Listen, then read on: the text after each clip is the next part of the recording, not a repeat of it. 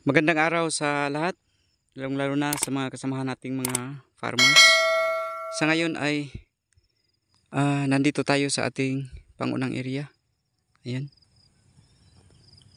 40% na nakalabas ang bunga ng ating palay.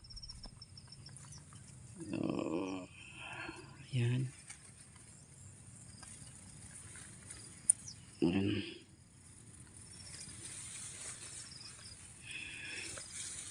Sana hindi na tayo makaproblema nito upang makapag-ani tayo ng maganda-gandang ani.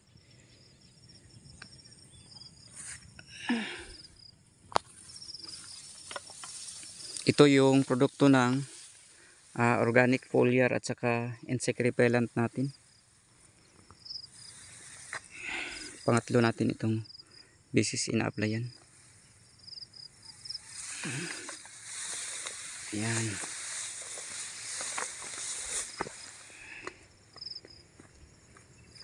Maganda-ganda ang resulta, pero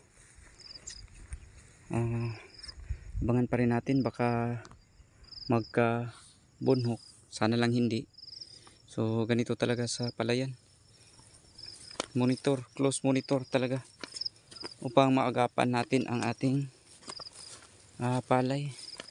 May mga porsyon na ayan, may mga porsyon na marami-rami na ang nakalabas. Ayan, I think 50% na dyan ang nakalabas, pero itong dito, ayan, siguro yung mga 25% pa lang. Ayan, 25% pa lang. Pero paano na to? Labas na to lahat. Ready na siya makalabas. Ito ay triple 2 na variety.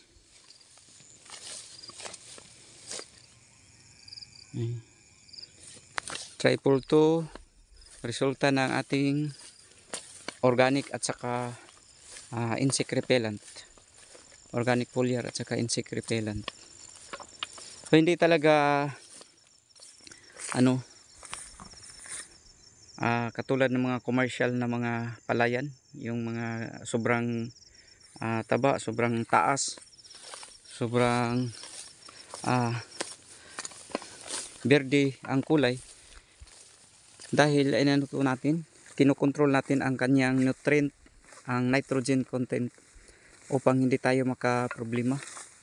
Dahil yung nakaraang cropping ay nagkaproblema tayo dahil ang sobrang lipis-lipis, dahil taas ang ating nitrogen. So sa ngayon binabawasan natin, kaya nag-organic tayo. Parang naninilaw, may naninilaw, baka may bunhok. Tingnan talaga. So suyurin natin sa gitna nito, dahil kung mataas ang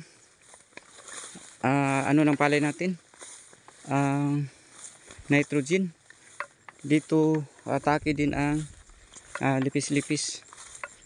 Kaya ito kinokontrol natin. Bubunga din naman kahit na hindi masyadong mataba. At least hindi tayo magka problema sa pagko-control, sa pag-a-apply ng panglipis-lipis. Ito kahit na medyo hindi berding-berdi ang kulay ng kanyang dahon, pero regular na naman. Yan, kung makikita ninyo, ayan, regular na to.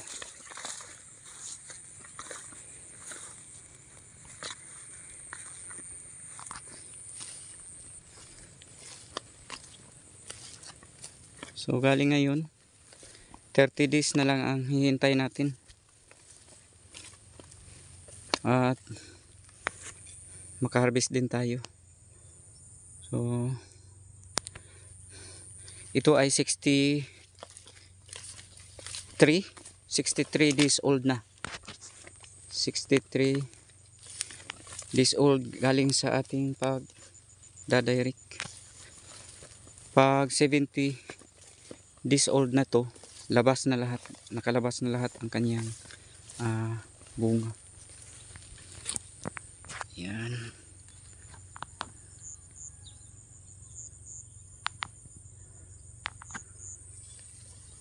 Kasi simula pa lang sa paglalabas ng kanyang bunga.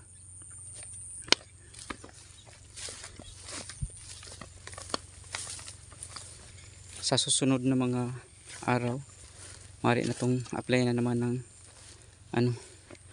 yung ina-apply natin na organic at saka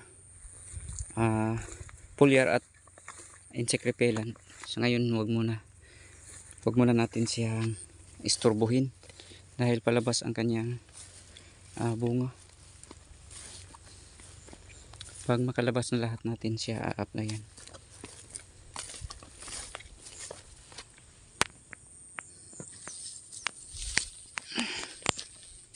Ayan. Dito medyo hindi pa masyadong marami-rami ang nakalabas. I think 10% pa dito. Ayan. Medyo mataba-taba kasi. Ang palay pag masyadong mataba, mataas ang kanyang nitrogen. Matagal-tagal din tawag sa amin waswas yung paglabas ng kanyang bunga. Pero kung katamtaman lang, madalian lang siya. Mabilisan lang ang kanyang paglabas ng kanyang bunga. Ito talaga ang ating palayan. Kailangan tayo mag close monitor. Dito tayo sa isang taon. Yan, dito maliit pa lang ang nakalabas dahil taas ang kanyang nitrogen. Ayan, berding berdi. So tagal-tagal nakalabas ang kanyang bunga. Pero yung mga medyo naninilaw, mabilis ang nakalabas ang kanyang bunga.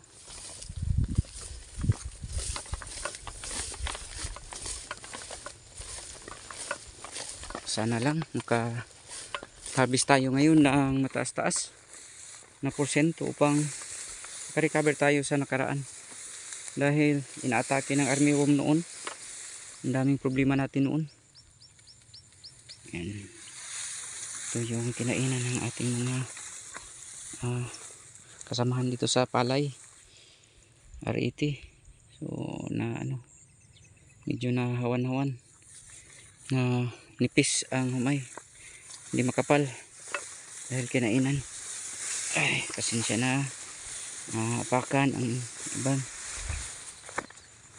ibang palay.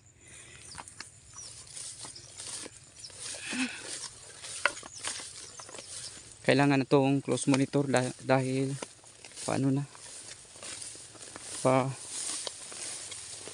labas na ang bunga upang maagapan kung sakaling magka-problema.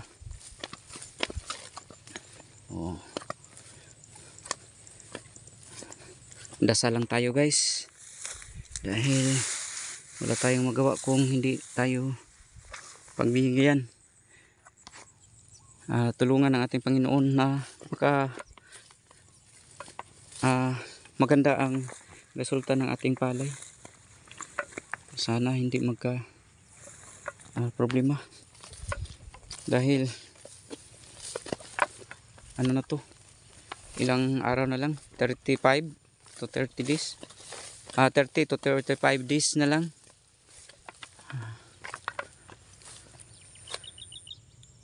Ang hintayin natin.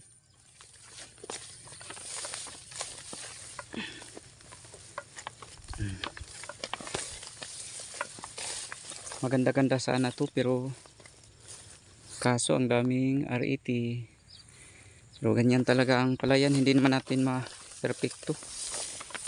Hindi natin makukuha ang 100% na hindi tayo magka-problema. So Pero ito, pasalamat pa rin tayo dahil maganda-ganda na itong resulta ng palay. Thank you for watching. God bless sa lahat and happy farming.